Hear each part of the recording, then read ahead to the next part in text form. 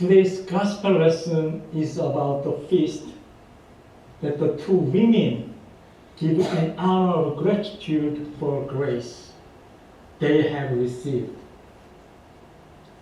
Previous to today's story, two women, Mary and Martha, had a dead brother. Their brother was Lazarus, who was brought back to life by Jesus. That's why the people soon learned that Jesus is at the women's house in Bethany. And they came in crowds in order to see him.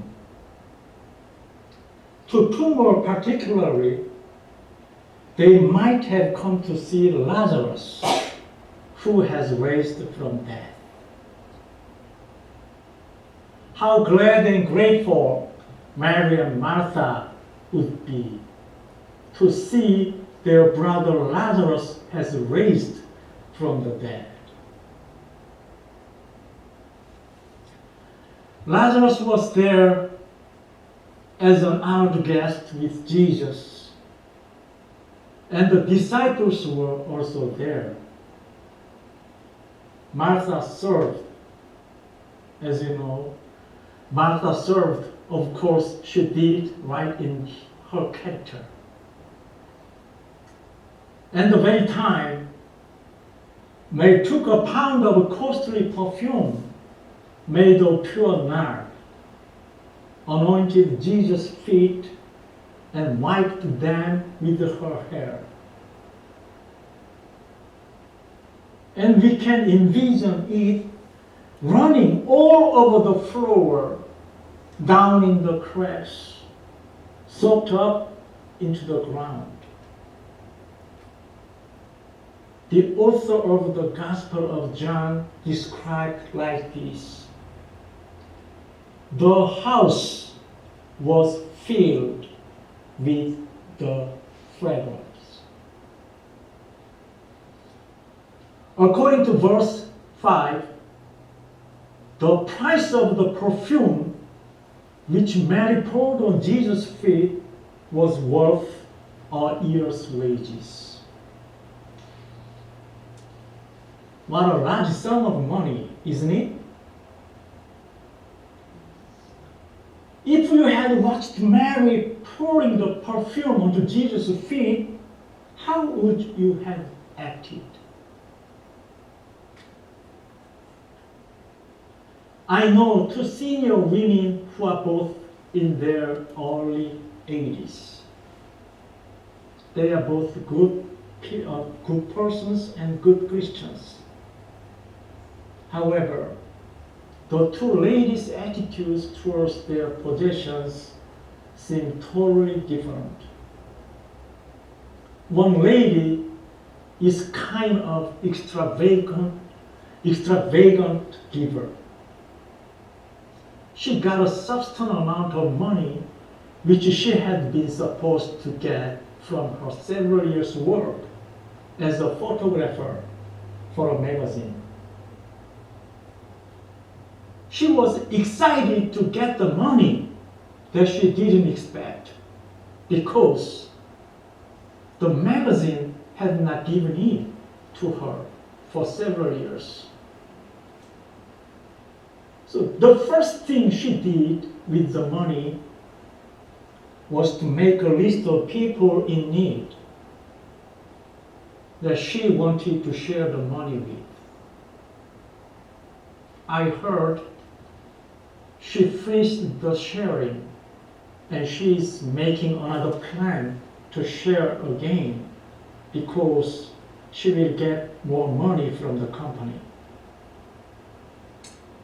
And the other lady was very lucky because she got a large amount of inheritance from her neighbor who died without any family or relatives who could claim the inheritance from her. Even though she has become much richer than before, even though she was fully given she seems like she is not able to enjoy her life. She doesn't even have time she can be preoccupied with, except for watching the trend of stocks. She seems like she feels happy with managing and investing money on stocks.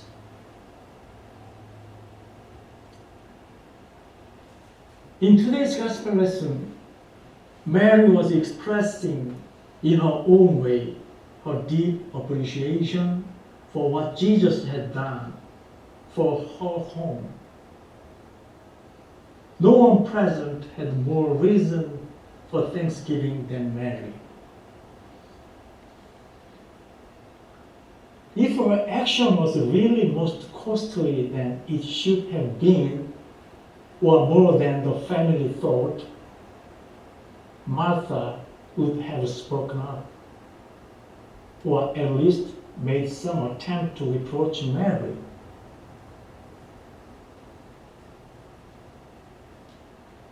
Jesus never wanted to be worshipped, but what she did was like an act of worship. In the midst of this harmonious gathering, Judas issued a public complaint against Mary for her act because the perfume was so expensive. I don't understand. Why should he complain? It was costing neither him nor any one of the disciples present. Mary had apparently saved the money and purchased the perfume for this specific purpose. But Jesus' response is all about her and what she wanted to do and why. Jesus is understanding her in her need, not in his. She would have been devastated if she had not been able to use the perfume on him after his death.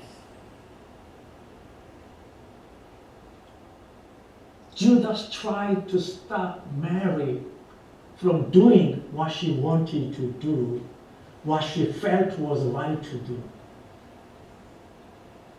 And she did it at the right time and for the right reasons. And the reason was love. Because of her love, the house was filled with the fragrance. Because of her act, the house was filled with love. So many times we do not do what we love, or we do things without love. Sometimes other people expect us to do something. But whatever we do in true love is never wasted. Whatever love we have to give is making the world filled with the fragrance of Jesus' love. This morning, I invite you to think about this together. What can we do to make our house, to make our church, to make our community, our neighbor, and our nation filled with the fragrance of Jesus' love? Amen.